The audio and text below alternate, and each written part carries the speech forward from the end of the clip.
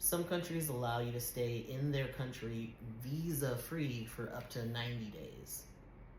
But what does that actually mean? For us, for example, we're from the United States, so we have an American passport, and that allows you to go to many countries with a visa on arrival privilege. So that means that you get a tourist visa when you arrive. You don't have to really fill out any information.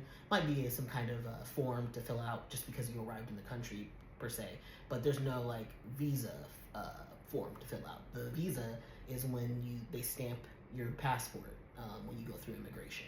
So that privilege allows you 30 days, 60 days, 90 days, just depends on the country. Sometimes even 180 days if you're going to Mexico. But yeah, you have this privilege to stay in the country for a really long time, months even.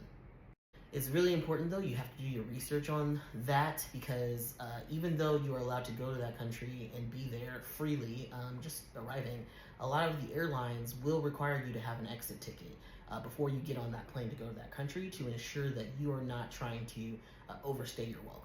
So you will have to be prepared for that. A lot of times, and sometimes even you might need to show that you have enough money when you go through immigration.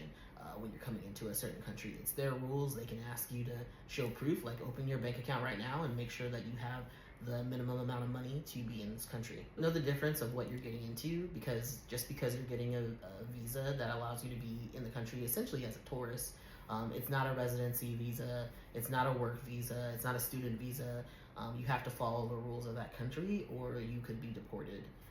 And why go through that hassle? Just follow the rules. Do your research ahead of time before you go, before you get on that flight, and make sure that all your T's are crossed and your I's are dotted. If you overstay your visa, you might get fined when you're trying to leave the airport, and they can also not let you back in the country if you want to travel there in the future. Really worth it. It's not, and it's a hassle. Just don't do it. I overstayed my visa in Guatemala City, and although it was like I was able to pay the fine and all that, it was so confusing. And it was just like, why even go through this hassle to begin with? Don't do it. Just don't even put yourself in those kind of positions.